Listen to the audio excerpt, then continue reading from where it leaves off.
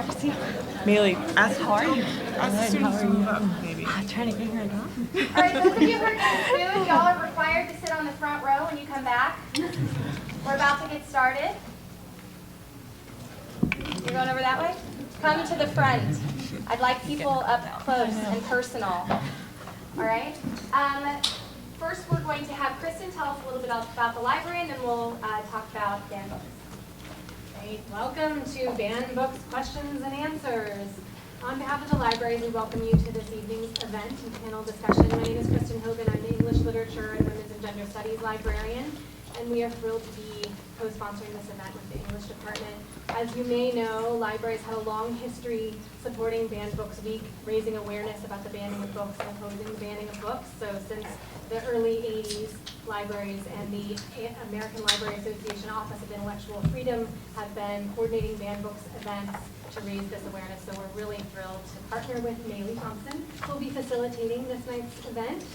She, as you may know, some of you may be in her class, she's a teacher of the class Banned Books and Novel Ideas, and we're just thrilled that she's created this opportunity for a discussion with fabulous folks from our community, activists and organizers. Hand it over to Maley. Hi, everybody. Can y'all hear me? I have a microphone, but I don't really want to use it. So my name is Maley Thompson. I am a teacher here at UT. I teach Banned Books and Novel Ideas. It's an English course. I recognize a lot of faces in the crowd. Thank you for coming. And I will be moderating this discussion tonight with our panel of experts right here. Our itinerary this evening will be as follows. This event is from 6 to 8. We'll probably get out before that, hopefully, depending on how many questions you have. First, I'm going to introduce the general theme, what it is, why it matters. Can y'all see me? Should I scoot this way? What it is and why it matters.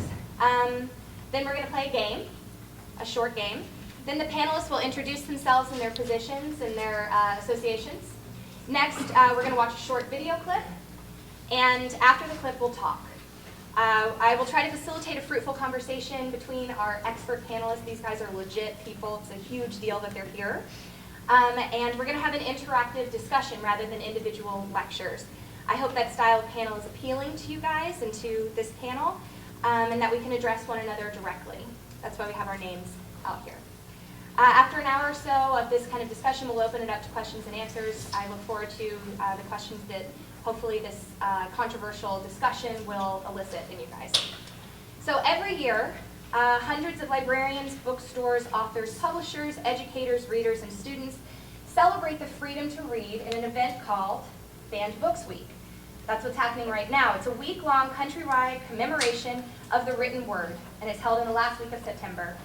Since its inception in 1982, the project has identified more than 11,300 books that have been challenged, censored, or banned in the U.S. alone.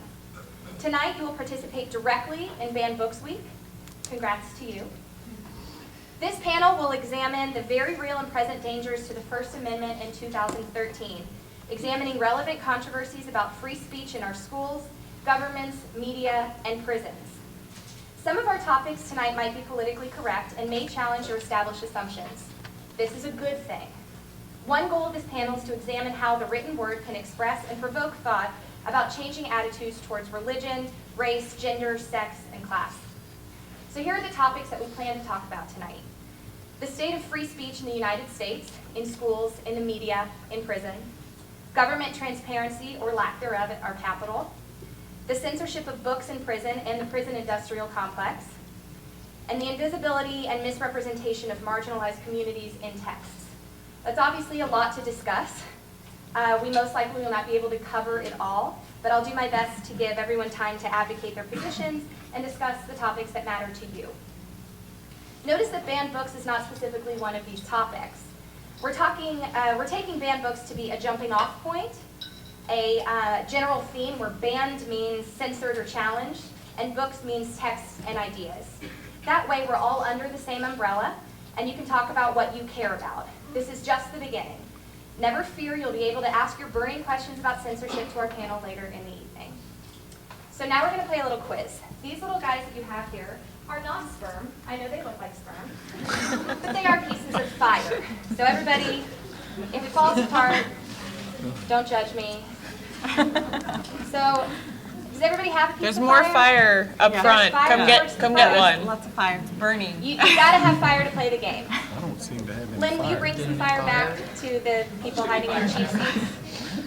All right, so the way this game works is red, here, I'll put this up. We have an extra Red. fire. Extra fire. Thank you.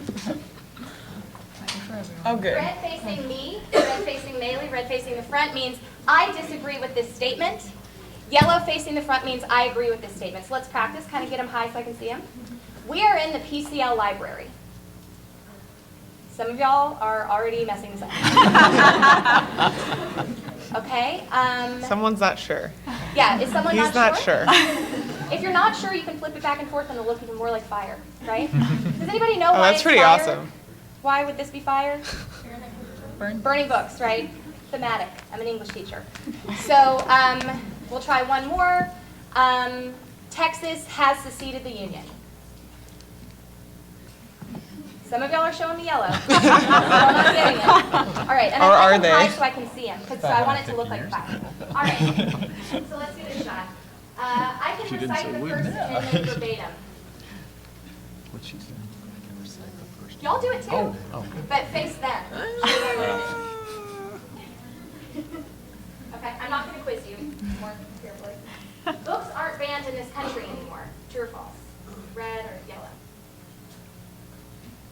A little higher. Yeah, that's great. If my community bans a book, it only impacts my district or school. It doesn't affect anybody else. There's no right or wrong answer. I'm not trying to lead you. I kind of am. Monkey see, monkey do. If kids read about it, they'll think it's acceptable behavior in real life. Pioneer. Okay? If you can buy a book, it isn't really censored. Pioneer. Some of y'all are doing it. Courtney, I see you. Listen. I know your names. Minors don't have rights. Pioneer. You're just trying to be. Yeah, it's kind of like a. When I was a child, my parents were directly involved in what I read.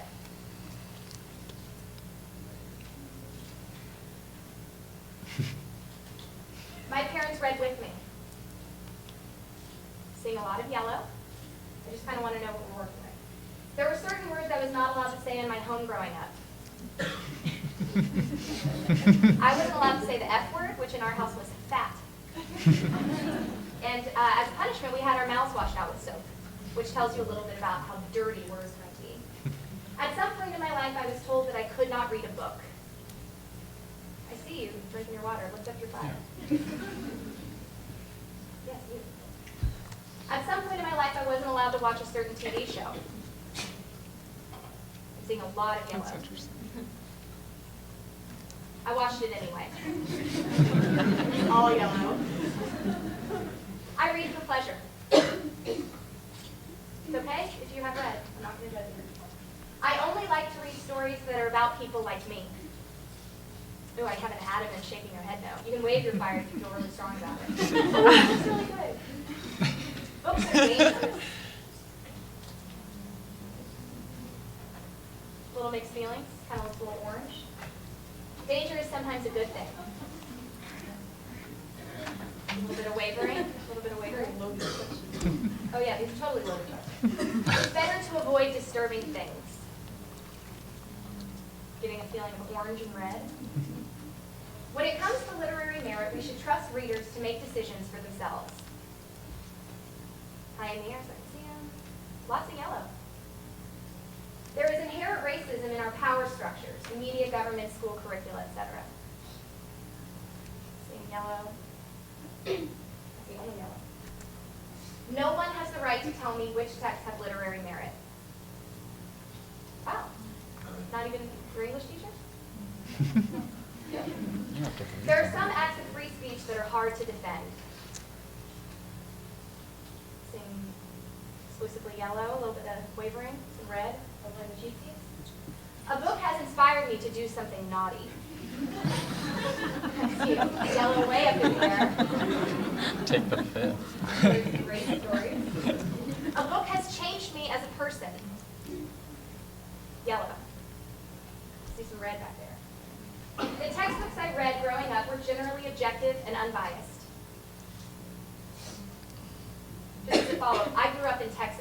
I read tangible newspapers. Be honest. Someone's holding up a newspaper. I get my news from the internet. Sorry for fire talk. What I write online should be protected under the First Amendment. The only yellow. Oh wait. A little wavering. I pay attention to local politics. I have a little bit of mixed. The Texas legislature has been transparent and forthcoming about their decisions and motivations. I'm seeing a little yellow, but notice the panel. Has the panel been pretty consistent with their answers? Yes. I can tell the difference between an opinion source and an information source. Honestly? Okay.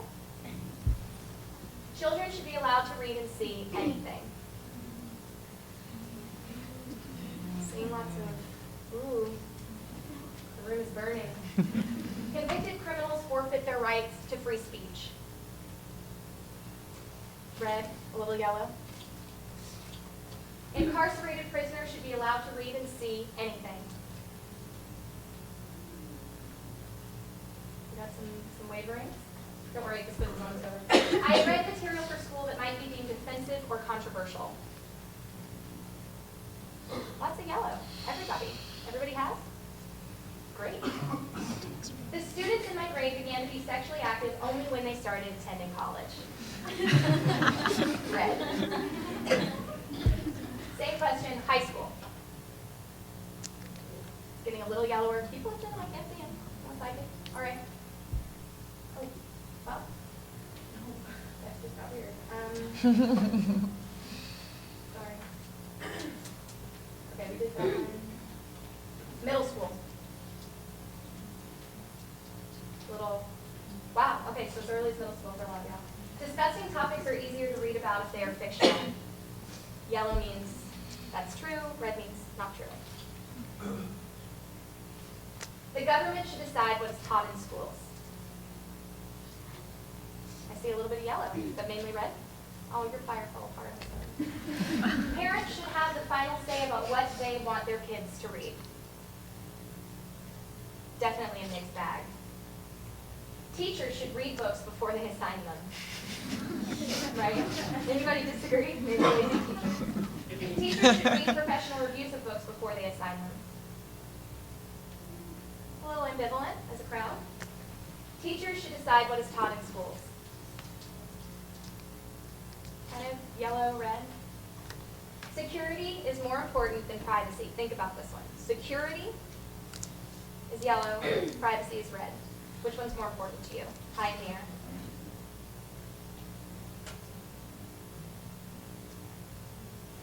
We're feeling ambivalent. I sometimes censor myself. Everybody's yellow. Okay. So we're at the end of our little game. Everyone won. So I just kind of wanted to get a vibe for how we're all feeling about some of these issues. We're going to be talking about some of this stuff tonight. So, now the panelists are going to each introduce themselves. We can go down in a line if y'all want to do that way. We'll each spend about 3 minutes talking about your who you are and what affiliations you have and what you want to talk about. Okay. My name is Acacia O'Connor. I manage the Kids' Right to Read project at the National Coalition Against Censorship, though that project is also co-sponsored by a handful of other organizations, including the Comic Book Legal Defense Fund, the American Booksellers Foundation for Free Expression, and the Association of American Publishers. So it's sponsored by a number of organizations whose interests are aligned.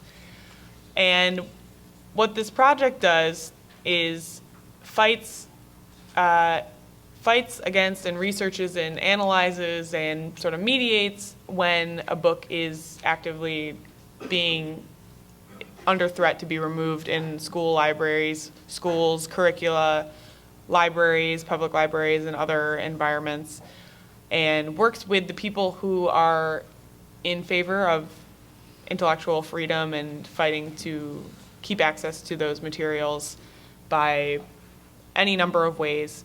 I analyze school board policies and work to help districts improve them, help to educate citizens about them so that they can better arm themselves, give them sort of the language to combat censors when they are very active. A lot of times there are sort of small interest groups that are trying to target certain books because of the content of them, and we activate members of the media to at least be aware of these cases, which are oftentimes either not covered by traditional media, or they're just like small town news outlets or websites like patch.com, which are hyperlocal news sites, because who is going to school board meetings in their local town these days? Not very many people.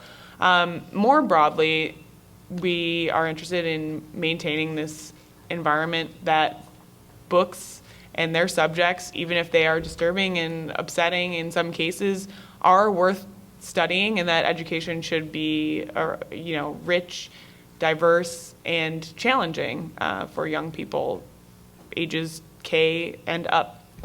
And NCAC, the National Coalition Against Censorship, more broadly defends our intellectual freedom and freedom of expression in all forms.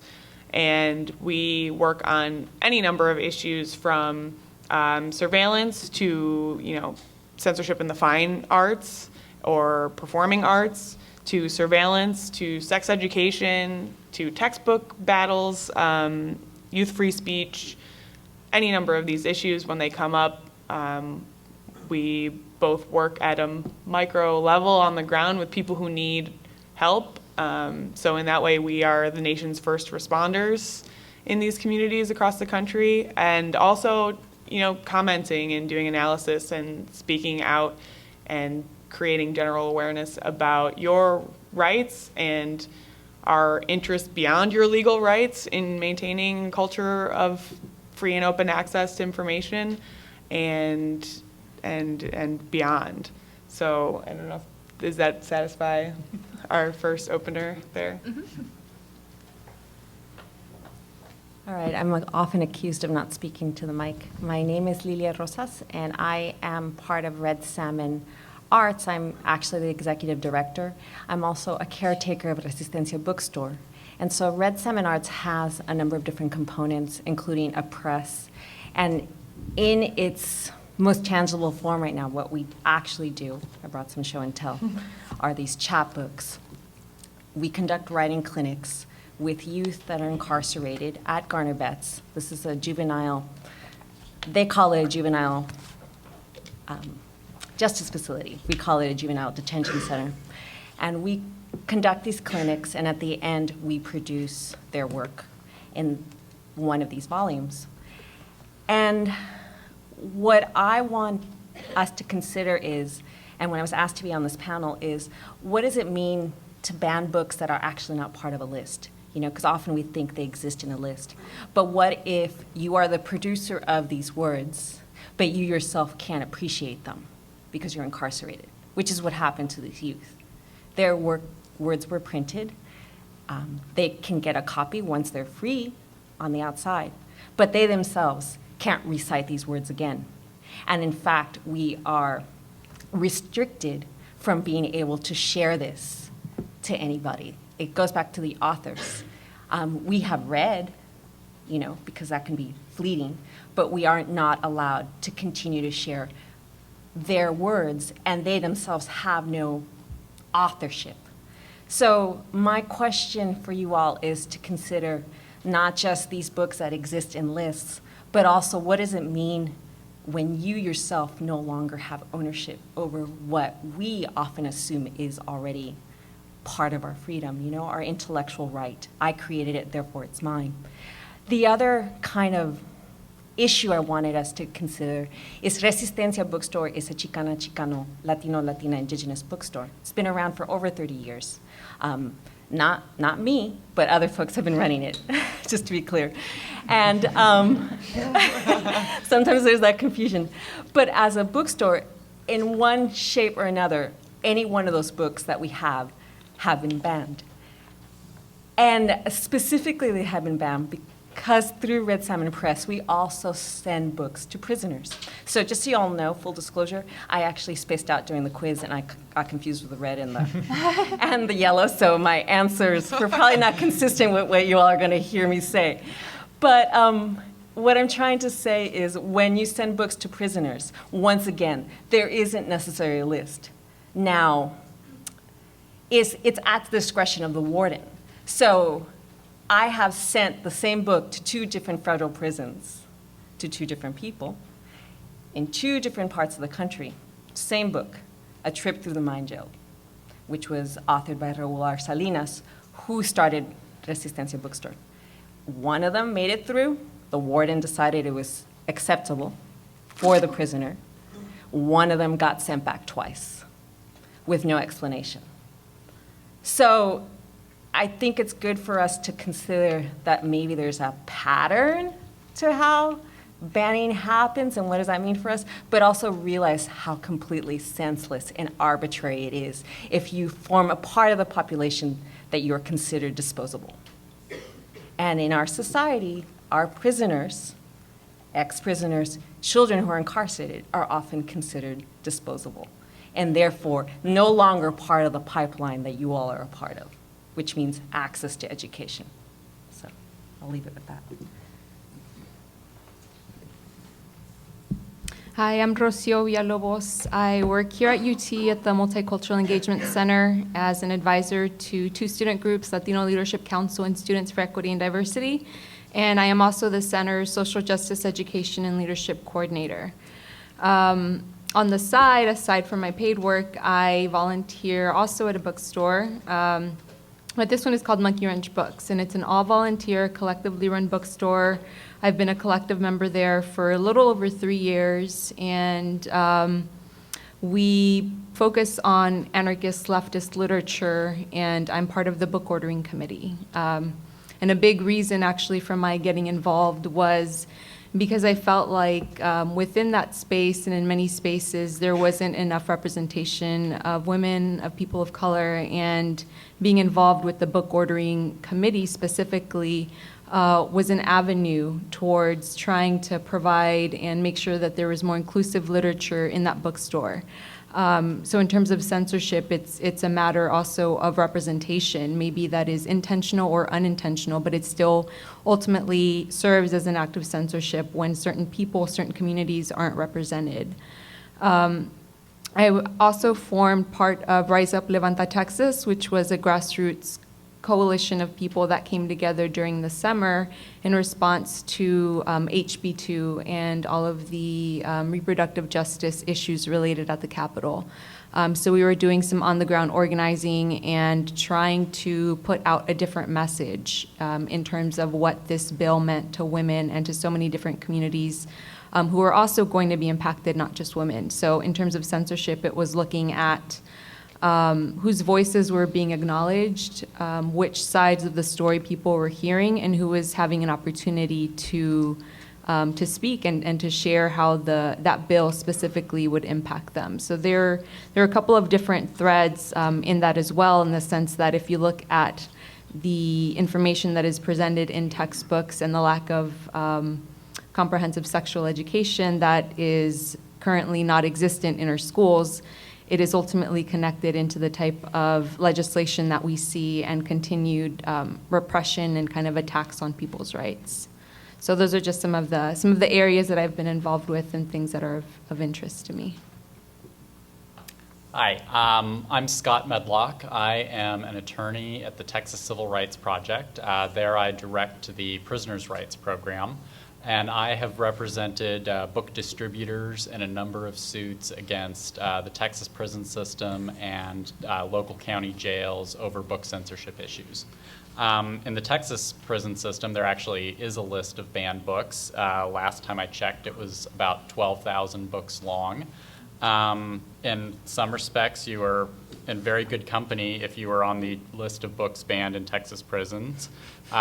Some sample is Shakespeare, Dante, Langston Hughes, Alice Walker, Henry Miller, John Updike, Kurt Vonnegut, George Orwell, Salman Rushdie, Jack Kerouac, Gore Vidal, Philip Roth, Robert Penn Warren, Joseph Conrad, Mario Vargas Llosa, Richard Wright, and Gustave Flaubert, among many, many, many others. One thing that I learned while representing my client in that case was just how incredibly arbitrary censorship in the prison system in Texas is. We have a little poster of some of the books that are banned and allowed in Texas prisons. Some personal favorites of mine are that you cannot read Guns and Ammo, but you can read Guns Illustrated. You can't read Juan Williams' biography of the first African-American Supreme Court Justice, Thurgood Marshall, but you can read Adolf Hitler's Mein Kampf. So it was a very interesting case to work on, and it gave me some interesting experience and perspectives on censorship. So I thank you all for having me here today. My name is Donnis Baggett. I'm Executive VP of the Texas Press Association, and what I do is lobby for open records, open meetings, public notice, things of that nature. That's a fairly new wrinkle in my life. For more than 40 years, I was a newspaper man, a practicing ink-stained wretch, so to speak. And throughout that 40 years, as a reporter and editor, I repeatedly came across instances where officials were trying to prevent our newspapers from getting at what were ostensibly public records. Well, my part in the program here tonight is to get you to extend your thinking a little bit about censorship beyond books. You know, it's amazing when you think about it that the same country that brought the world the First Amendment has banned 11,300 books, or in the case of the Texas prison system, more than 12,000 books. It's also amazing, though, that a country that brought us the First Amendment and that gave the world the concept of freedom of speech and transparency and government accountability has also evolved to the point where at every level of government we have officials who are trying to find ways to keep you from getting at the records that your government keeps. And I'm talking about everything from expense reports of public officials to the emails that those officials write to each other about public policy and about regulations and so forth.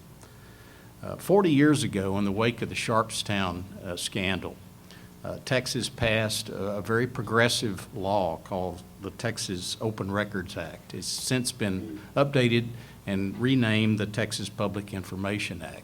But in every legislative session since then, there have been numerous attempts to provide exceptions to that act. And that's why Texas was recently given a grade of F in public access to information by the Center for Public Integrity. You know, why is it that such things are important in the text of censorship? Well, I'll tell you. It all comes down to transparency is a key component of accountability, and accountability is what keeps a free nation free. In Massachusetts, the last 3 House speakers have been convicted of corruption charges. In Illinois, 4 of the last 9 governors have gone to prison. Scandals have shaken more than half of the state governments in our country in the past decade. If we don't have an accountability problem, I don't know what you'd call it. We definitely have an accountability problem, and I submit to you that that problem is largely because of a lack of transparency, and that's because of efforts to keep the public away from public records. So I challenge you to think of censorship in a broader light. Books, obviously, movies, music, all of it is subject to censorship, but so are public records. So I submit to you that it's important that we look at it in that light. Thank you. All right, so I'm sort of going to do the opposite of that real fast and take it back to books. We're not going to talk exclusively about books. We're absolutely going to talk about the sorts of things that these panelists have brought to our attention and we're going to discuss. But I want to show you all a short clip. It's about 2 minutes. It's a trailer for a movie that came out, I think, a couple years ago. And we don't have to talk at length about textbooks, but hopefully this trailer makes you feel something. It makes you react, it makes you think something, it makes you maybe a little worried. And so we'll just kind of watch it just for a second, and then we're going to open it up to a conversation. It's a trailer for a movie called Revisionaries, and this is about Texas, and this issue is still happening today, 2013. There was an article a few days ago about this issue happening in Austin this very minute.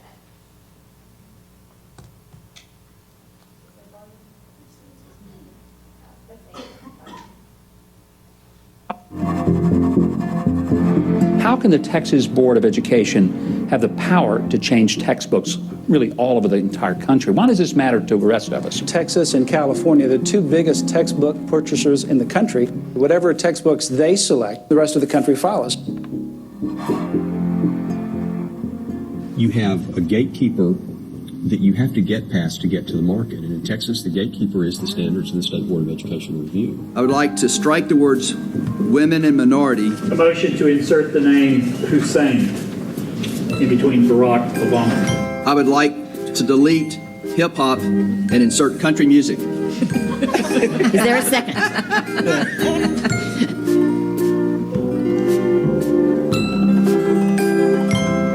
If you want to control and shape the politics of a state, controlling and shaping what students learn in public schools from age 5 through age 18 is a really, really smart strategy. Don McElroy has, since being appointed chair of the State Board of Education, really been a lightning rod. You don't claim that dinosaurs and humans walk side by side, do you? Of course I do. Dinosaurs were on the ark? Yes, that's what I would teach. I'm going to do the best I can to help, forward those ideas. This is about the content of what kids in Texas public schools learn from age 5 to 18. It will change the face of our state for decades to come. What you are discussing now is whether you will teach the denigration of evolution. I disagree with these experts. Somebody's got to stand up to experts. What about dinosaurs? Were dinosaurs on the ark? No! Yes! Sure they were.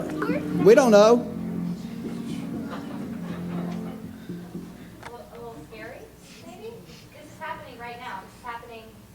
Go together and walk about 10 blocks and we'd be in the middle of this. This is happening at our Capitol at this very moment.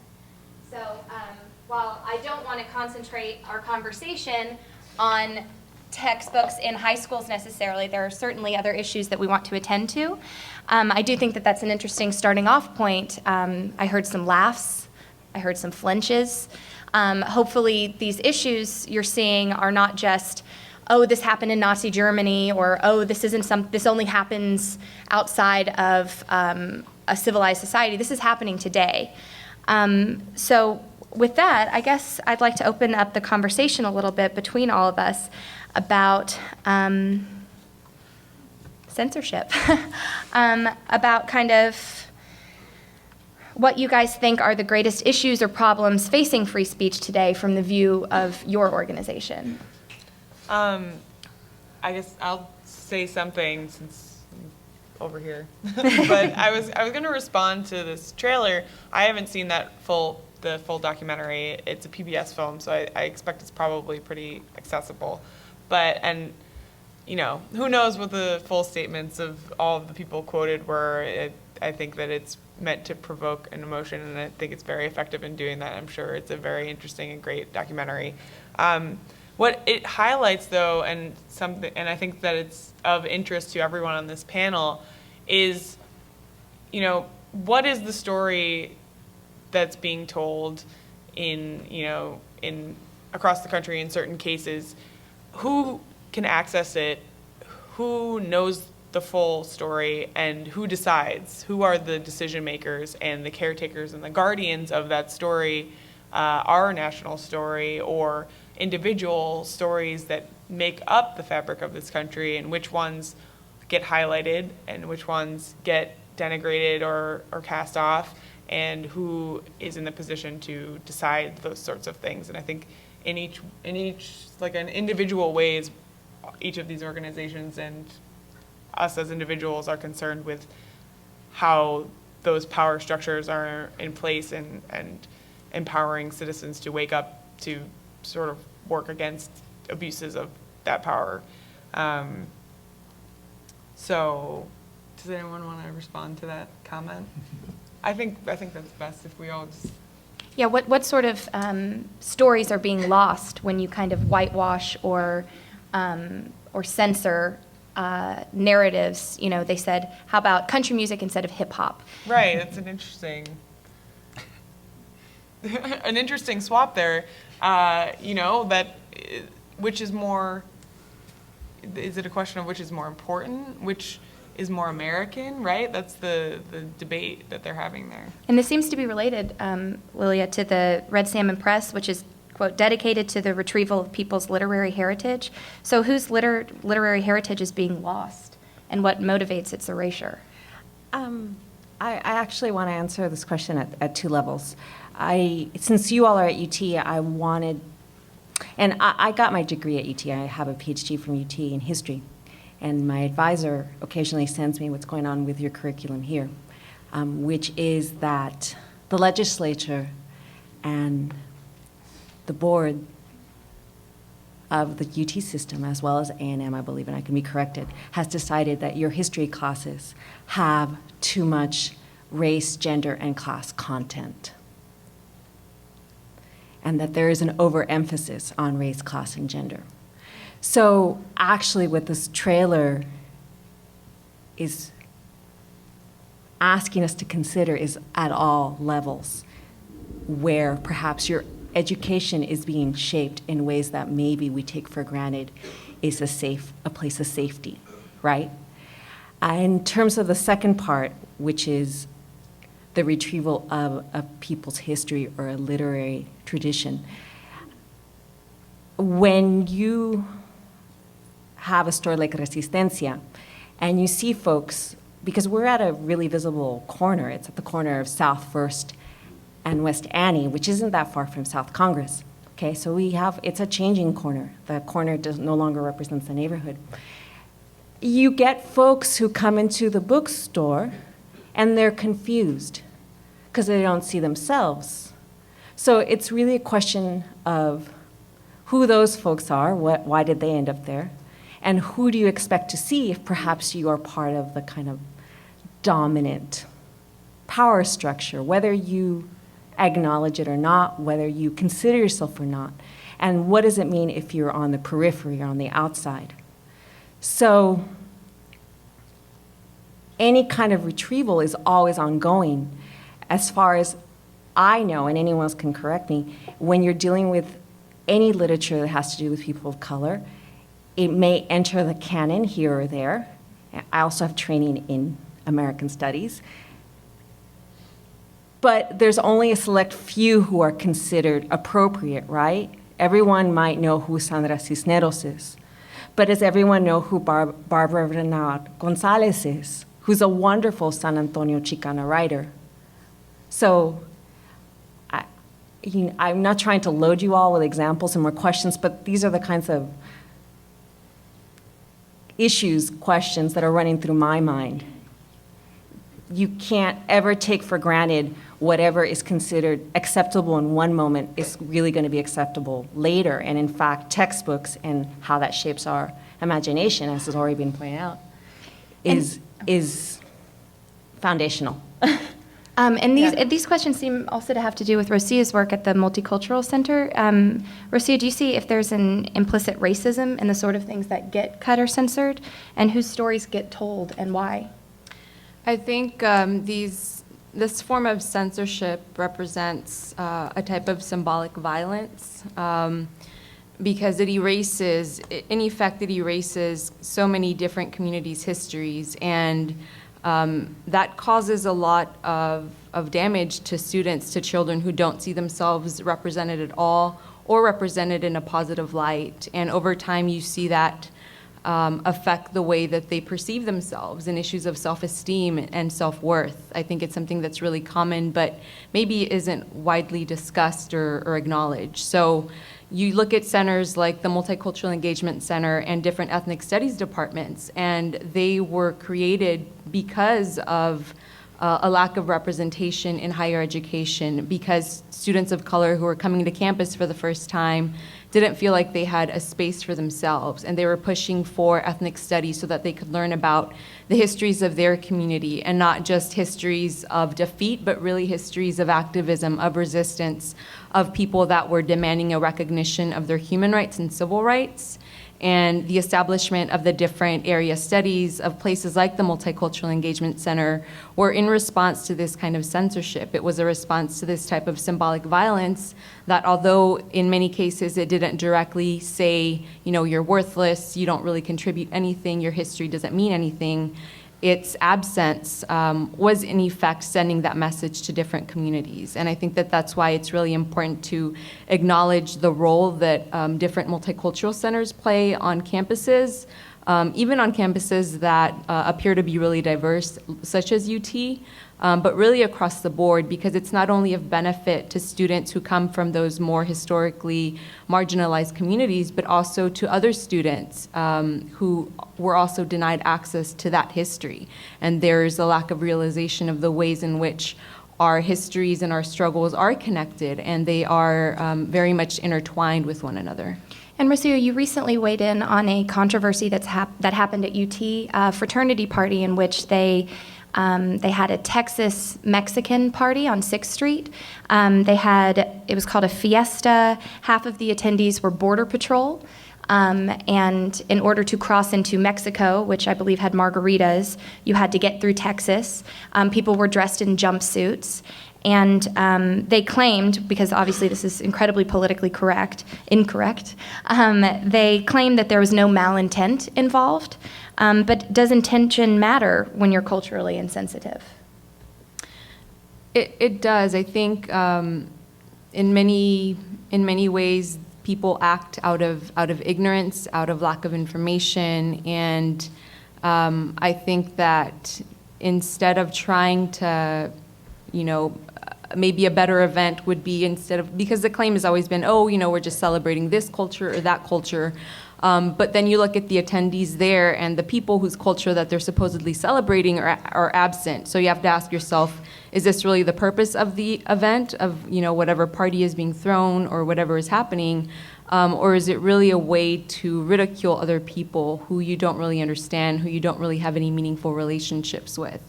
And I think, unfortunately, the way that our society is structured, the ways in which we learn certain histories and ignore others, leads to divisions between different communities instead of really looking at how we are so connected to one another.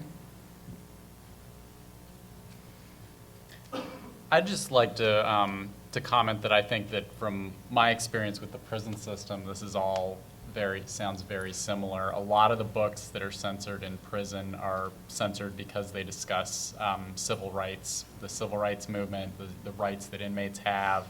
That's how the Thurgood Marshall biography gets censored, is because the prison system thinks that by discussing racism or these parts of our history, that will inspire prisoners to kind of act on it. So Thurgood Marshall's story is like, someone called me the N-word, and and that was bad for me. Examples why and what he had to overcome.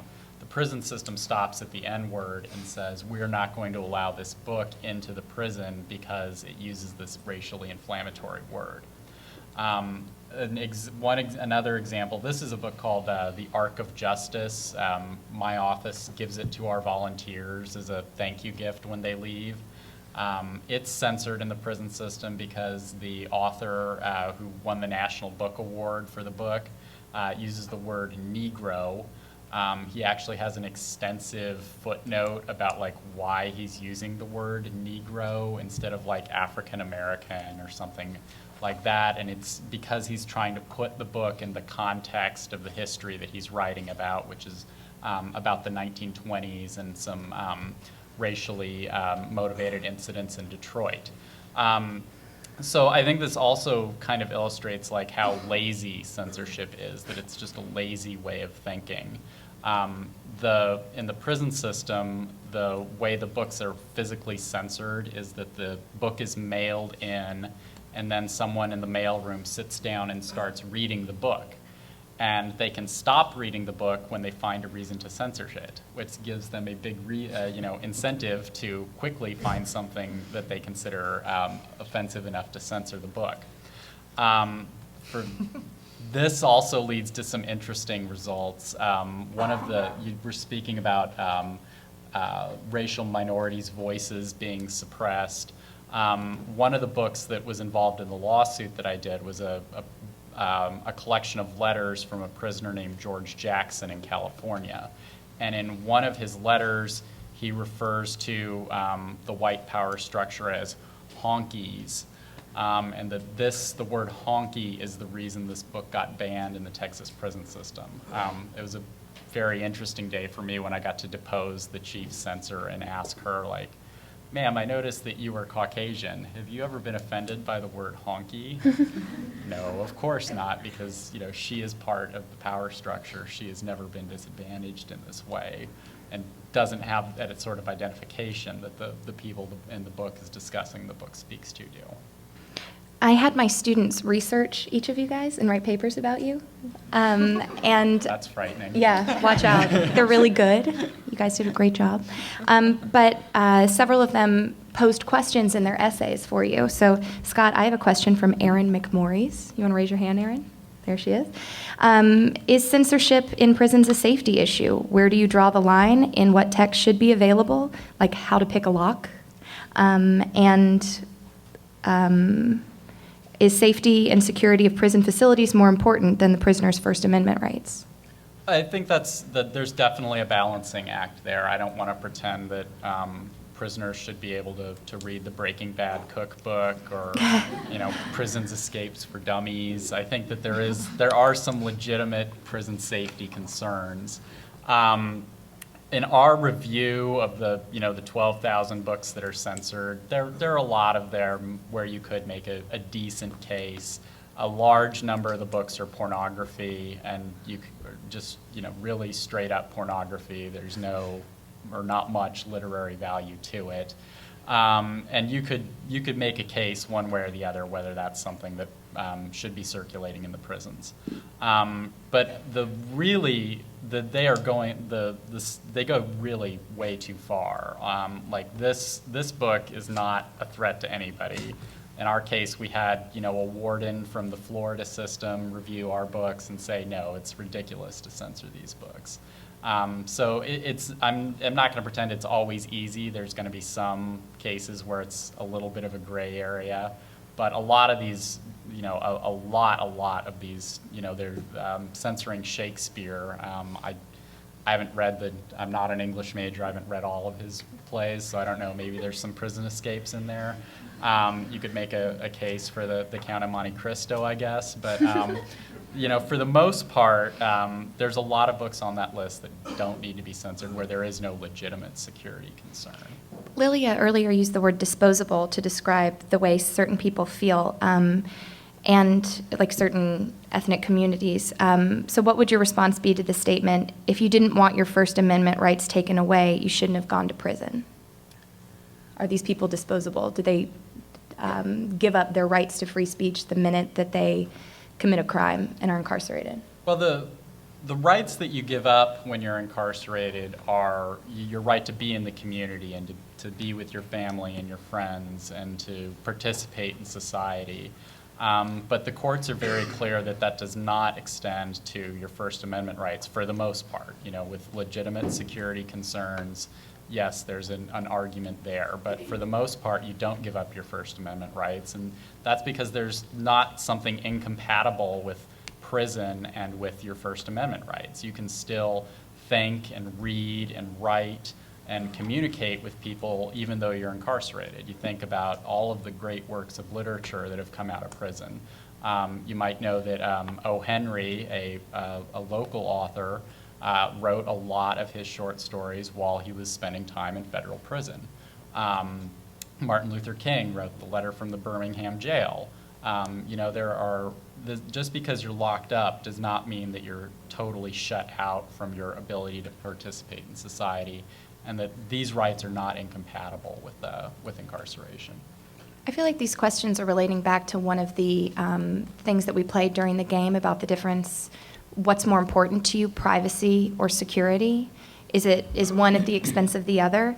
And this relates to a question that one of my students posed for Donnis about this Edward Snowden case, your perspective on the fact that Snowden exposed the U.S. government spying on its citizens.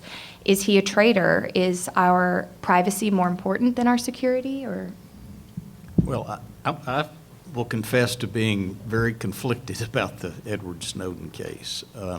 My gut reaction when it first came down was this guy revealed something that needed to be revealed, although a lot of us that really keep up with what is going on had pretty much a sense that that was going on already. I think what he did was basically bring it to light in a very public way and put the government on the defensive and immediately and in a very public way. I don't want anybody to do anything that endangers the security of our nation unnecessarily. But I would submit that Congress did that when they passed things like the Patriot Act way back when. I mean, they walked all over individual rights with that piece of legislation. And in the terror that came after 9/11, I think there were numerous other instances where we gave up, as a nation, we gave up liberty in the pursuit of security. And I forget who said it, but some statesman of the past said that he who would give up security or give up liberty in the pursuit of security deserves neither, or something to that effect. Anybody remember who said that? Benjamin Franklin. And I think there's a lot of truth to that. So to me, the Edward Snowden case, I doubt that anything was revealed that the enemy didn't already know, quite frankly. And they probably knew a hell of a lot more than that. Well, you've been a pioneer of First Amendment rights for quite some time. I don't know about a pioneer. I'm not that old. I'll give you pioneer. A champion? Missionary. Missionary, all right. And I have a question from my student, Courtney Sparks. How has the discussion about free speech changed in this digital age? Are you having different conversations about it? That's a really good point. It has changed in that everybody's an author now with the internet. You don't have to have a printing press anymore, or even a contract with someone who does. Everybody gets published whenever they feel like it, even if it's at 2 in the morning sitting in their living room with their pajamas on. Everybody is an opinion maker. Everybody is a reporter, although I put that in quotes. Everybody's a photographer. Everybody's a cinematographer. Everybody's a producer and a director and a musician and God knows what else.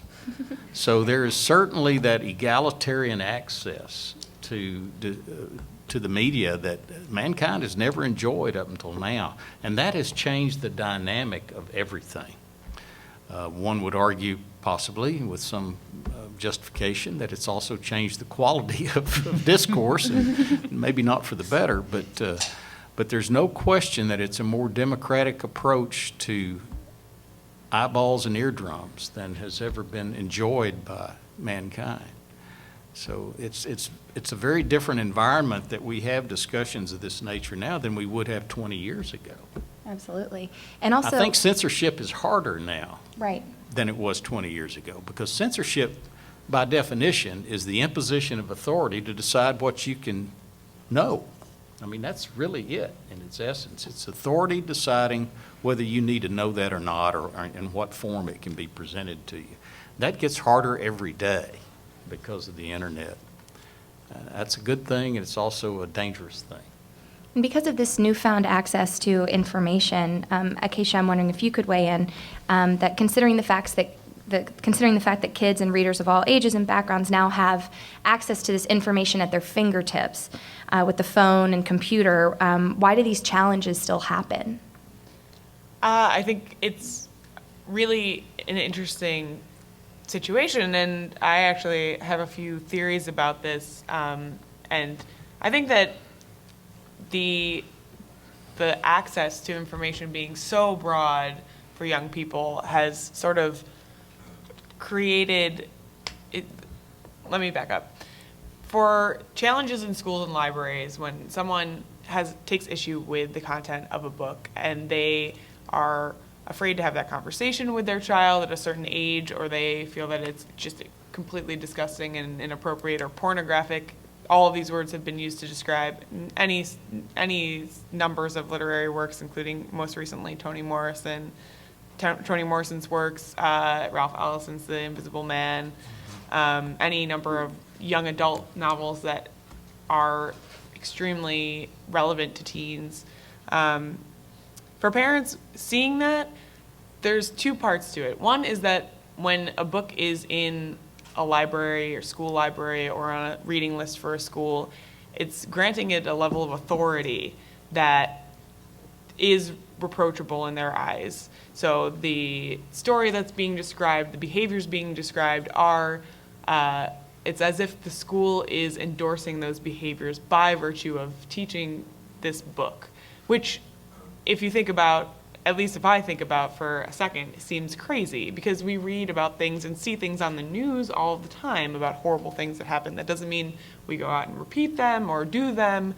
That's not, minimizing the power of written word or any other media. It's immensely powerful. The other thing is that parents have, and people, citizens, not just parents, teachers, other teachers, it runs the gamut. They have an outlet for redress when it comes to schools, libraries, other government bodies, small government, where they can say, I don't like this, you fix it. I'm going to fill out a formal complaint, and I'm going to go to you, and this thing that I don't like, I am not only, am I a parent in this district, I'm sort of like a consumer now. I'm a taxpayer, and you have to listen to me. And there's this sort of idea that if I don't like it, it shouldn't be there.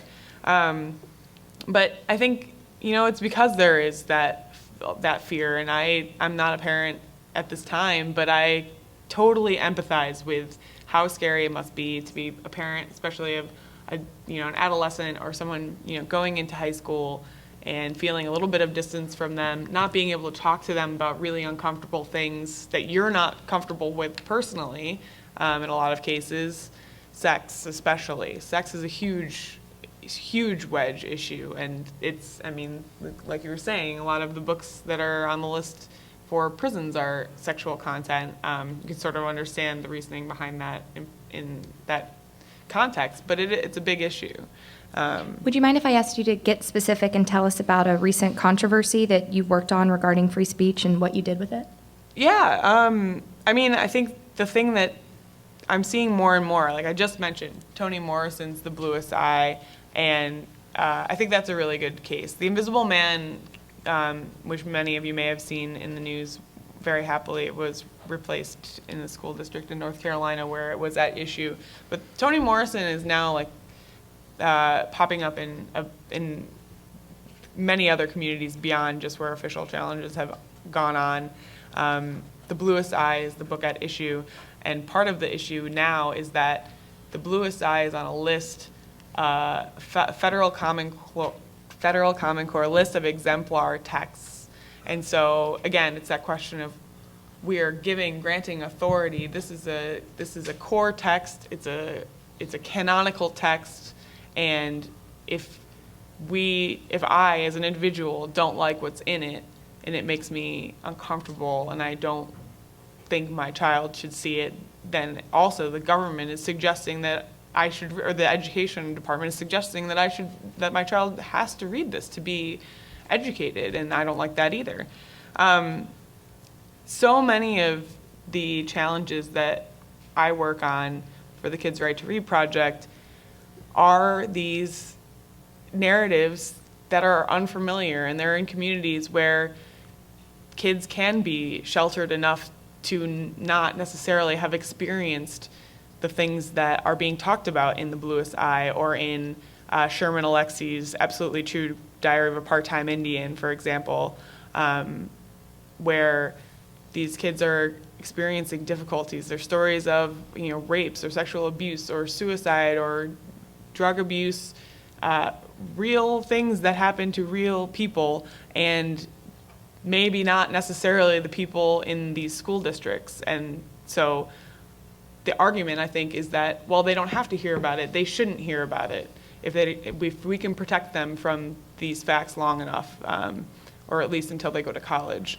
But that, on the contrary, those people are going to grow up and be actors in the systemic problems that these narratives talk about, and they're real narratives. And that is how people learn human empathy, is by telling each other stories. And if certain stories are too taboo to even talk about in a classroom setting or read about in the library when you are 14, 16, 18, in advanced placement English, a lot of these are years old, what is going to be your attitude towards them as an adult? It's just not, you can't talk about them. You're not supposed to know about them. They're not legitimate narratives. So all of you are on the record for saying that you have a deep passion for First Amendment issues. Where did this passion originate? I'll feel that one first. I was working on my high school newspaper, and the principal censored an editorial I wrote, so it goes way back, about 45 years. That was me too, with the 6th grade journal. I was the editor of the 6th grade newspaper and wanted to write an article about how terrible our gym class was. The burning issue for me was something like break times, something really relevant. So you were critiquing the establishment? Yes.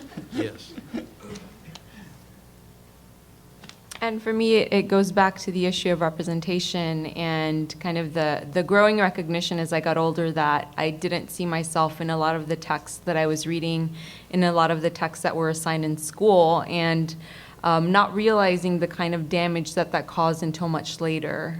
Because over time, I realized how much I had internalized certain messages about what I was reading, either about what was explicitly presented or, again, the absence of people like me, of the history of my communities, and of learning about myself. So I think for me, that's where that passion is born from.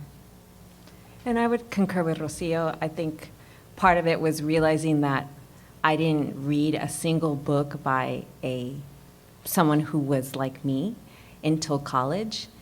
I didn't read a single book by a woman of color until very late in high school. So that was part of it. Part of it, too, was I was part of the literary journal, and they censored the cover. They didn't like the drawing. It had a joint, so the board decided that it wasn't, even though it was all surreal, decided it wasn't appropriate, so we had to change it. So, but by the same token, for those of us who are dual language learners, I grew up in a really progressive part of California. Our librarians did not ever censor us if we ever asked for any book. And my parents, I did not speak English very well. So I actually went and checked out almost any possible book I could from the library in English that I wanted to read. And they didn't often know what I was reading. So I also know the freedom of just exploring wherever it would take me. And I read great classics and I read trash. And no one in the library cared. It was like, okay, fine, you want that one? Sure, why not? So I've experienced both extremes. I didn't know any better, but I was just very, very curious or precocious kid. So whatever looked interesting or racy, and then later as I got more sophisticated or had friends who exposed me, you might want to read so-and-so. So I appreciated that there was not that kind of surveillance, It was just, they understood I just had a lot of curiosity, so. I just really like to read, and I don't want somebody telling me that I can't read something that I'm interested in reading. I think a lot about prison, because that's my job. But the thought that I could have everything taken away from me and then also not be able to read what I wanted, especially when what I want to read is not all that exciting, that just really bothers me. I think that's something we should encourage everybody to read. A friend of mine was saying the other night that his son was up until 1 a.m. reading, and I'm like, he could have been doing a lot worse things up at 1 a.m. I understand you're upset, but let's put this in some context here. So as a final question before we open it up to the audience is kind of about the audience. As you can see, most of our audience is our undergraduate students here at UT. What do you want them to know, and especially what do you want them to do?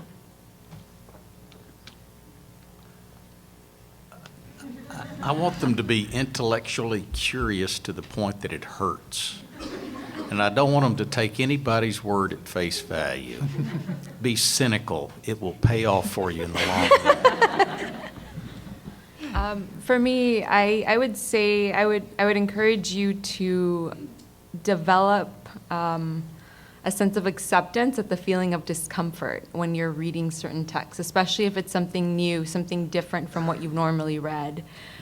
Because I think when you're exposed to something for the first time that maybe you haven't read before, it can be uncomfortable if it challenges your notions of what society is like or what communities are like. But it's only through working through that discomfort that you can begin to really look at why you might feel a certain way about different things, and in that process, like, try to open up your eyes to a different way of looking at the world and different experiences.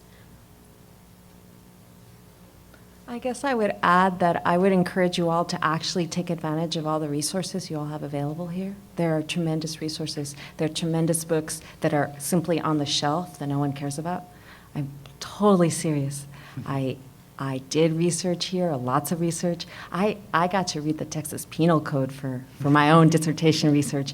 It was 100 years old. I got to take it out of the library. No one cared. You don't really realize what kind of access you have. So take advantage of it, share it as much as you can, and be uncomfortable. And don't turn around in places bookstores that look unusual. It's all right. We're friendly. We love questions. You know, my favorite kinds of questions is not only the folks who challenge me, because I assume they're a certain kind of customer, and I think, oh, they're not going to be interested in our books, right? We have Chicano, Chicana, Latina books. But two, so they'll challenge me. But two, when they say, what do you recommend? And that's like the best question, because I have lots to recommend. And then they take me up on the challenge. So challenge yourself to maybe places where you might find reading material you don't think you like, but maybe ask for a recommendation and even challenge it. I don't know if I'm going to like it. So. Yeah, and actually I just want to do a quick plug also. At the Multicultural Engagement Center, we do have a lending library. There's also a lending library in the Gender and Sexuality Center that's upstairs. So again, if you try to access those books, they're completely open to anyone that's interested, but it's another way to kind of expand where you're getting your books from and the types of ideas that you're exposing yourself to. I guess I agree with all the things that have been said. I would say that cynicism is good, I guess I would revise to say skepticism. I think you're too young to be cynical, I hope. But good point. Be skeptical when you read things online, when you read people's opinions. If you politically feel you align with someone, think twice about what they're saying. Question everyone and everyone's motivations and everyone's point of view. Where are they coming from? Why are they saying it? And not in an attitude of, well, they're wrong and, they're just, they have personal stake in something, or they have a personal motivation, or there's a corporate motive, although there's a lot of that too. But that everyone has a point of view for a reason, and you don't have to necessarily agree with it. So sort of like skeptical, empathetic attitude, I think, is one that is really important to foster. Yeah, if I could edit myself. Instead of cynicism, critical thinking is what I'm trying to get across. Critical thinking, especially question those that you tend to agree with, because it's too easy just to say ditto Rush or whatever. Right, yes. Ditto Jezebel, which I now hate. Yeah, but right, you just because you think you align with them doesn't mean you have to parrot everything that gets said or agree with everything that is said. You just have courage to be one single individual who doesn't know a lot I don't know a lot of things. And I think that it's important to come to a place where you can acknowledge that as well and want to fix it little by little throughout your life. I think a theme that runs through everyone's advice is just kind of to be engaged with your community, know what's going on around you, but also be engaged with the media that you consume, think about it critically, and, really, don't just, read to skim to get something done, but really think about, what you're reading and the context that comes from and issues that might create. I don't know if y'all have noticed, but Kara over here has been doing sign language. Can you show us what the word for censorship is? Do y'all want to guess what it is? Well, she spelled it, but you did it earlier. Well, there's this. Oh. Or there's this. What's the second one? Private hide. You hide the things that come from your mouth, or you shut up. She says censorship is better. This is better for censorship? That's great. I think that's a very illustrative movement to kind of encapsulate what the things we've been talking about and what's at stake here. So should we clap first or question and answer first? Let's clap.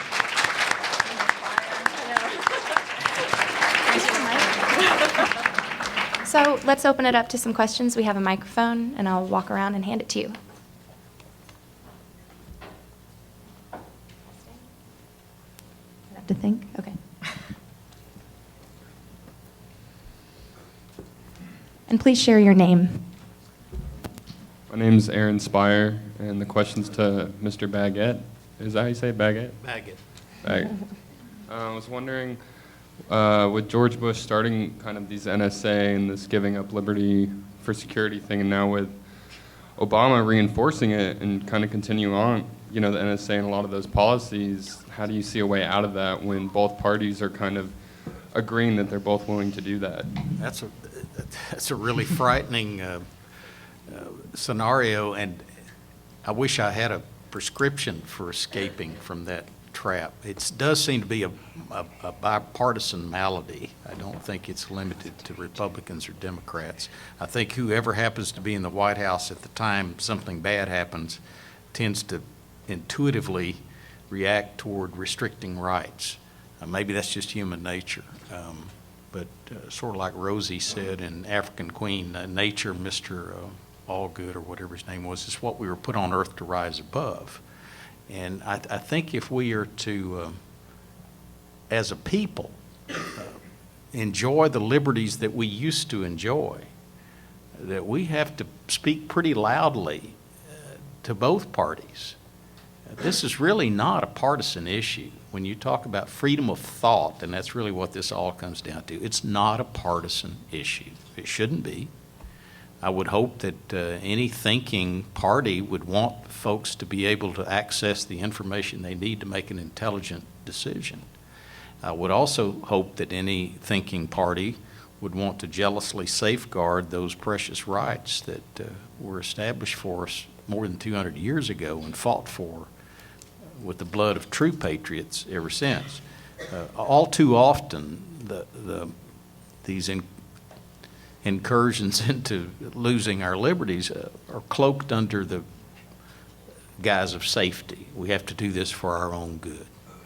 And it just chaps me raw every time I go through the airport, or worse, go to Washington, the seat of our government. If you think the airport's experience is bad, go to Washington and go from one building to another, and you go through the airport experience every time you go through a new government building. You got to dump your pockets and go through the metal detectors and all of that. It just seems to me that we have lost a lot of who we are, or were, because of this paranoia over security. And how we get it back is we make a lot of noise at the local level, at the state level, at the national level. When people are running for office, you let them know it bothers you, that you don't want to give up any more individual rights, and that this, to you, is not a partisan matter. It's a matter by golly, Americanism, true Americanism. People don't speak up enough about it, in my estimation.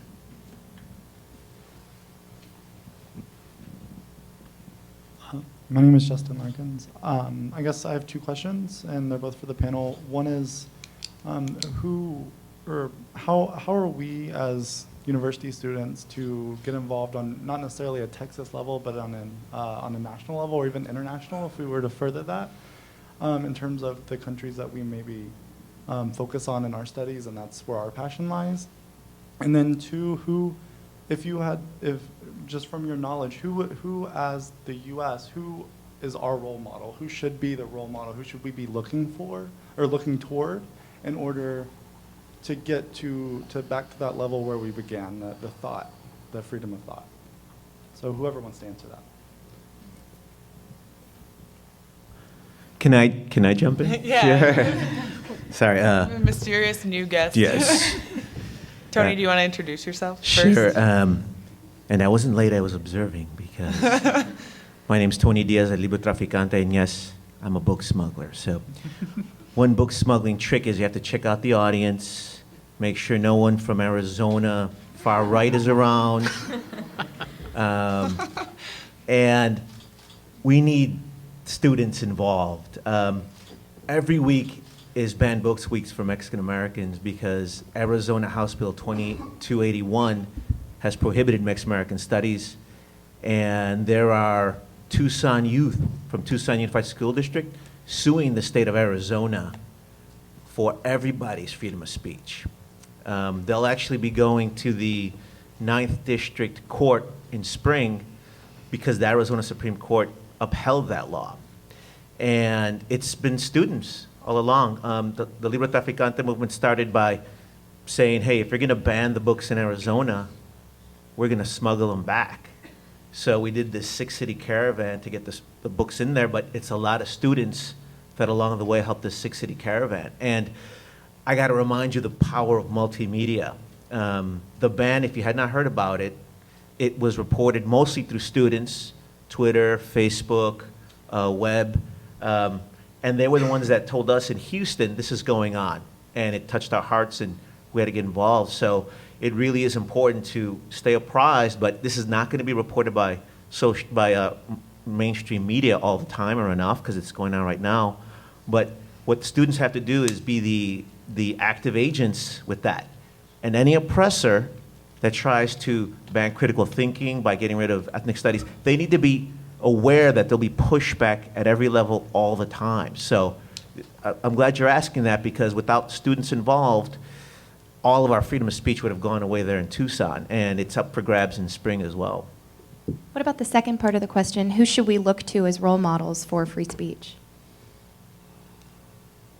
Or are we in trouble? That's a really hard question to answer. I don't know if I'm qualified to make that assessment. Maybe even on a state level? A state level? Texas, what other state should we be looking at? You don't have to look at the country. Well, I think you can pick and choose right. from all over the place. That's probably. Like, you know, I'm sure there are progressive school districts that hardly censor any books all over the place, whereas there are others that are much more restrictive. And I think that's probably the same. In a lot of ways, you know, the United States is pretty good on free speech issues, especially compared to a lot of other countries around the world. That doesn't mean that we're perfect. We certainly have a lot of problems. You've seen some pushback from nations like Brazil and Germany on the wiretapping and the NSA spying that's going on, and they're probably better on those type of issues. But it's really, you know, I wouldn't say that any one place is necessarily a lot better than another. It's, you know, kind of pick and choose. You're going to have some good and some bad anywhere you go. It's kind of easier to keep an eye for the bad guys, actually. Yeah. You know, and actually even here in Texas, Dan Patrick tried to pass Senate Bill 2811, and Capriglione tried to pass House Bill 1938, which would have basically, here at this campus, made Mexican American history women's history, African American history, and women's studies, it would have reduced them to an elective, and everyone would have had to take in a comprehensive American history course. But because Mexican Americans are used to being attacked, we were able to get our network here in Texas to beat that law. So I would say Texas is actually, this is the renaissance for Chicano studies here in Texas, believe it or not. With that victory in Arizona about to get overturned, I'm proud of what Texas has done at every level. So I would keep an eye on, one thing I would keep an eye on are attacks on critical thinking. Like you were saying earlier, I really think the ban in Arizona is actually an attack on critical thinking. So it may be the trick to look for legislation that does that, which is going down pretty soon with the State Board of Education. Well, the Texas GOP wanted to eliminate critical thinking in its Right. platform this year, and then I think they backtracked off of that when people were like, "What?" But right, that Someone I'm did some not critical. misremembering Somebody that. did some critical thinking. Right, they're like, we need to do It some had a critical thinking positive about our effect. platform, at least about our public relations campaign, if not our actual worldview.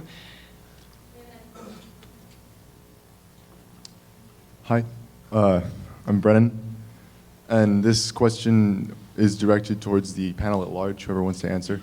I just wanted to get your reaction to the notion that the chief purpose of our First Amendment in the US is the protection of unpopular speech, or offensive speech, potentially. I don't know what you guys think of that. I think that's Thank you. absolutely correct, because popular speech doesn't need the protection of the First Amendment. It's, if something is a mainstream idea that most people agree with, nobody's going to tell you you can't have that idea, because everybody has that, shares that. It's only when it's an unpopular idea or a difficult idea that someone is going to try and censor that. Maley was asking me when we were having lunch today if I personally had limits to my beliefs about free speech and where you draw the line. And a lot of issues come up now about hate speech and speech on the internet, cyberbullying, but even just incidental issues of hate speech.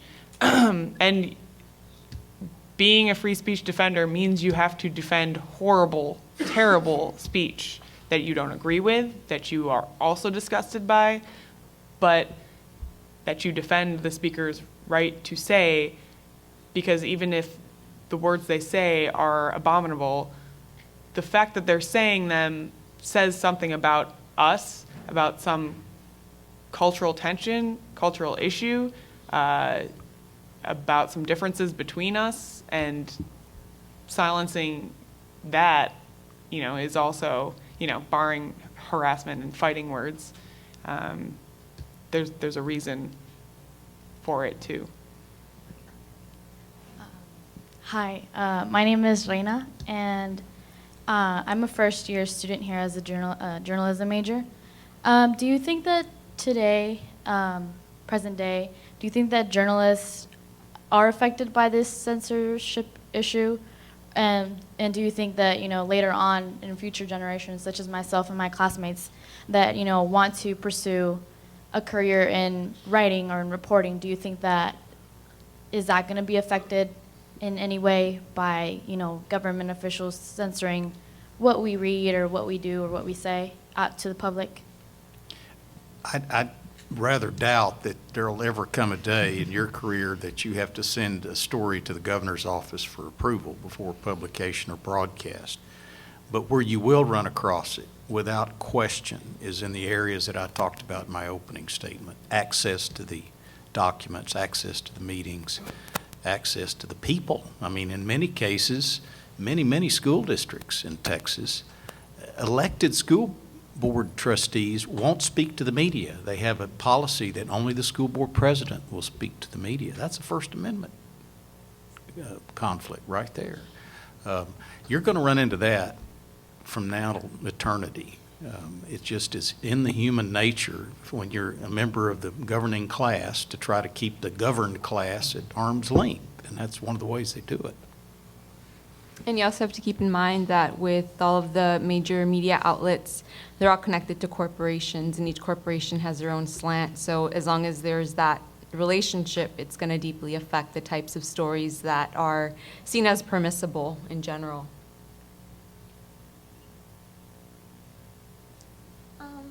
I have a question. Oh, I'm Catherine, and I have a question for Mr. Baggett.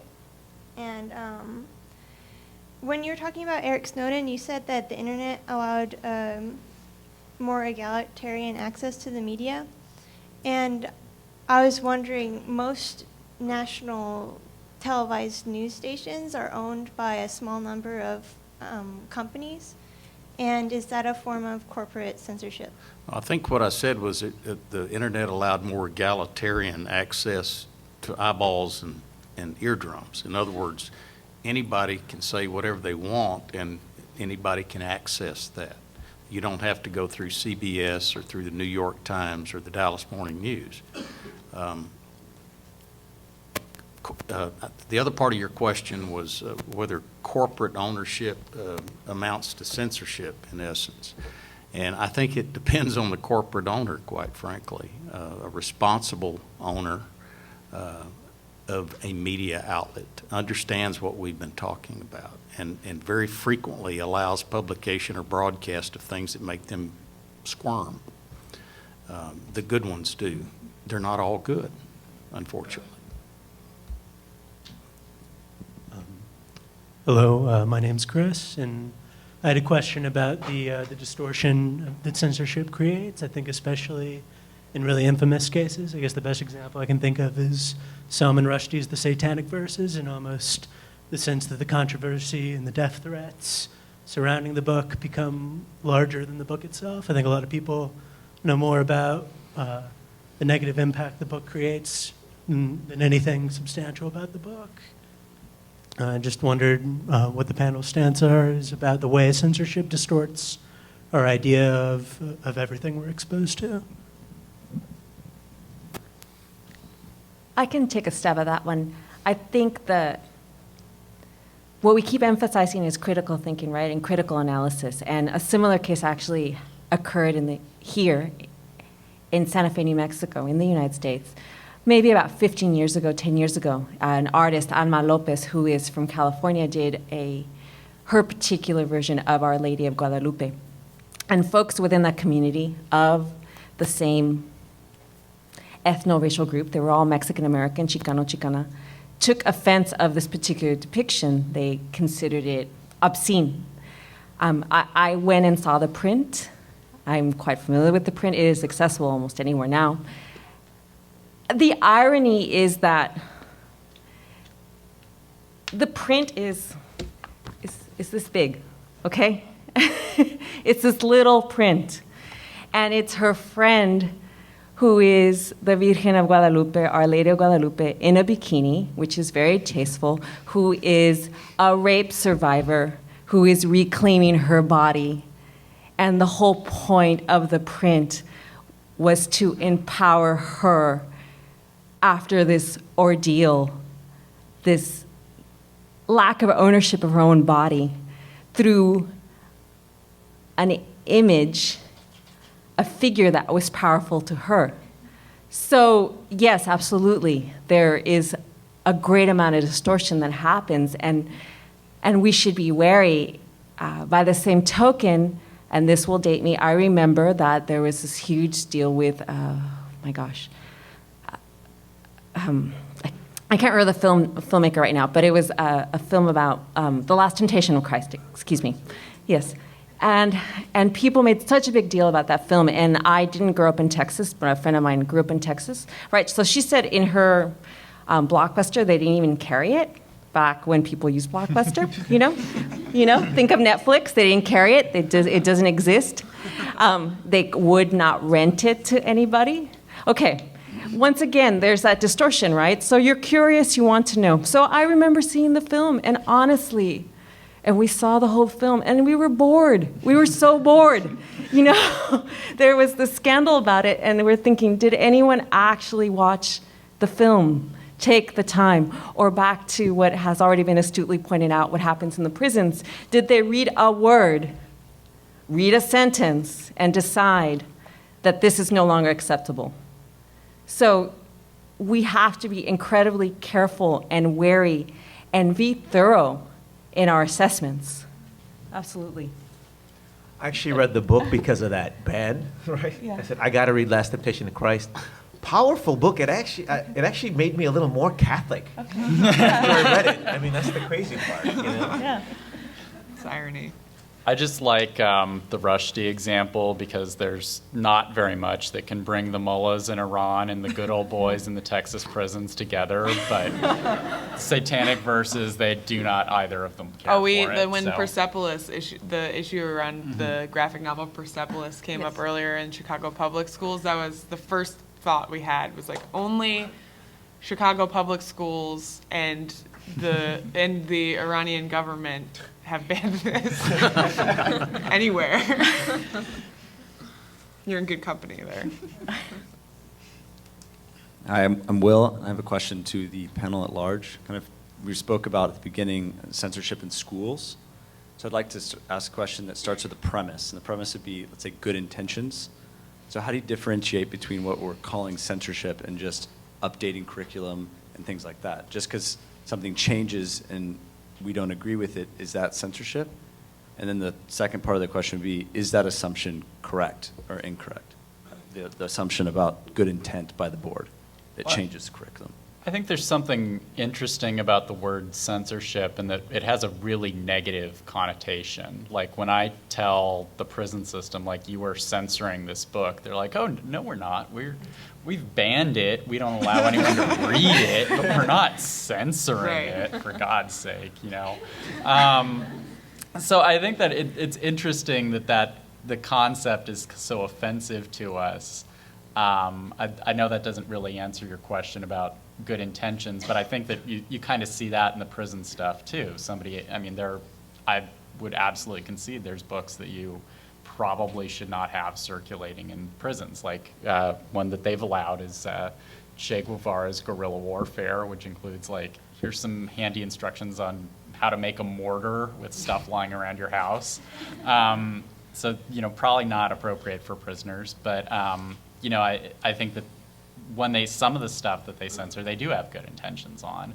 But when it comes blowing back at them, then they hopefully would realize that some other point of view needed to be heard here. I think everyone says in these cases, like, well, we're against censorship, but we just don't want anyone to read this book until they're like 25 and their brains are fully formed. This is like an actual thing that someone said once. But there's a difference between selection and censorship. Any librarian in this room can talk to that. Teachers can speak to that. So we're not, there's a really great essay that's available on ALA's website, American Library Association's website, about that topic and sort of muddling between the two. When someone in the community or a board or a superintendent or a legislator looks at something they don't like and says, remove that, even if, in the end, there are a million other books they could substitute it with, that's different from selecting new materials to refresh your curriculum, right? Not saying that the line between those two isn't very blurry, but if it's coming from a reactionary place where someone's complaining and you're pulling it to avoid controversy or because you don't like it, that's fairly clear. All right, we have time for probably 2 more questions, if there are 2 more questions.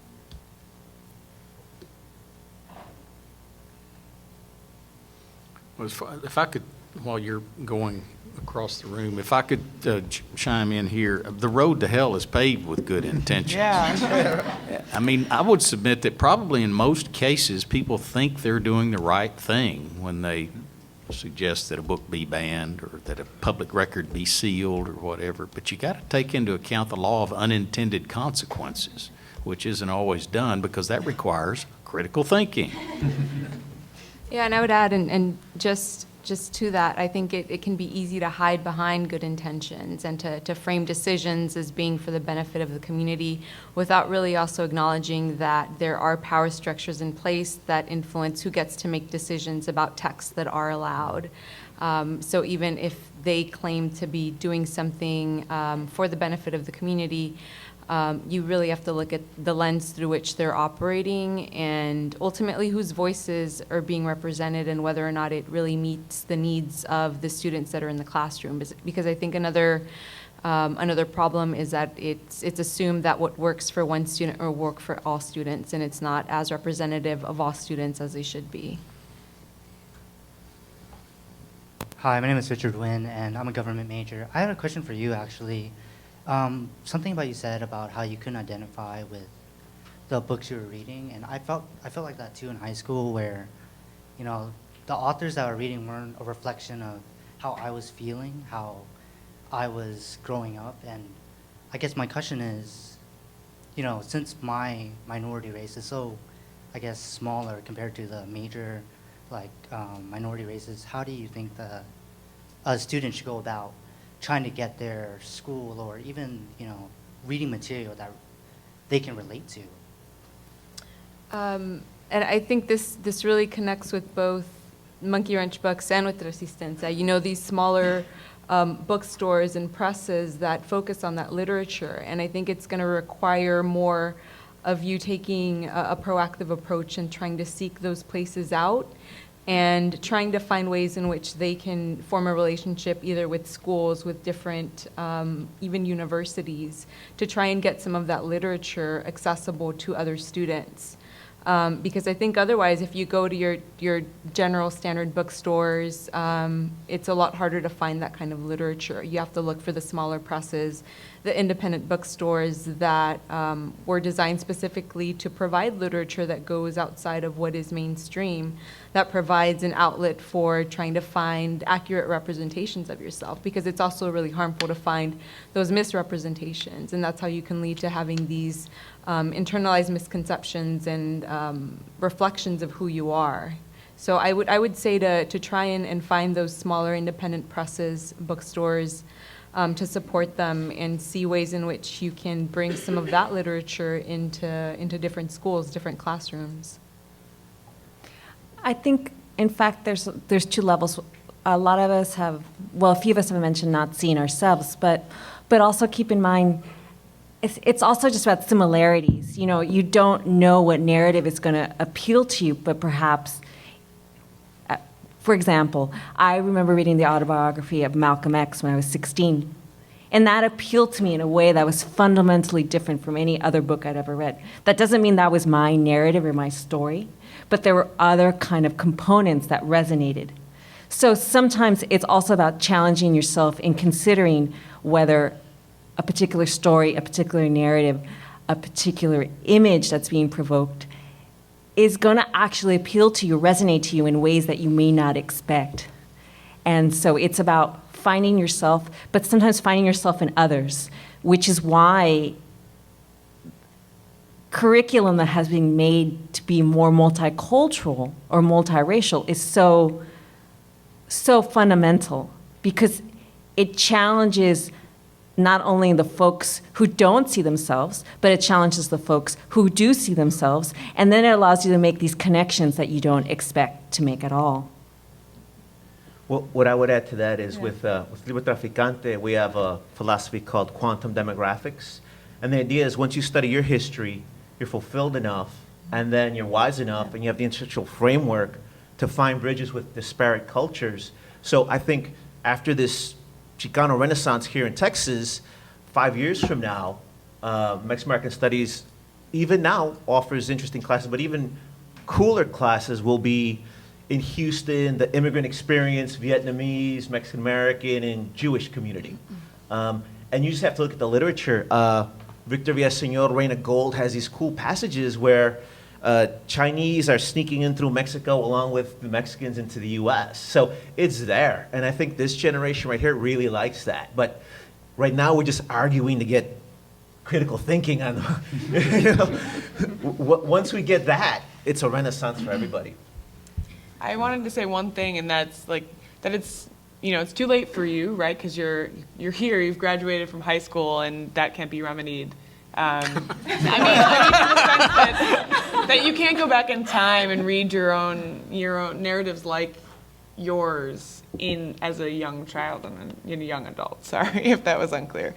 But I think that, maybe some of you are education majors and you'll go on to be teachers. And even if not, I think fostering the idea that student-centric, people give like pillow talk to student-centric education all the time. But if students could be seen and young people could be seen as having rights like adults do, which they, in most of the rest of the world, agrees that young people do have rights, though the U.S. legally is not necessarily on the same footing, that then someone who doesn't feel represented by their courses could recommend that maybe something needs to be repaired there and have them be listened to and get those narratives in. Because how much more of an interesting conversation would it have been if you were sitting in a high school class and someone was like, well, I want to read something that's about more like someone like me, and you're like, cool, I want to learn about you because you're different from me, rather than this is the canon. And obviously there's exams to prepare for, but I think that would be an ideal to strive for. Are there any further questions? If not, let's say thank you very much to our expert panelists. This has been a very fruitful conversation. I hope most of y'all who are students in the banned books and novel ideas courses will bring back the things that you thought about and heard about tonight and discuss them with the rest of your classes.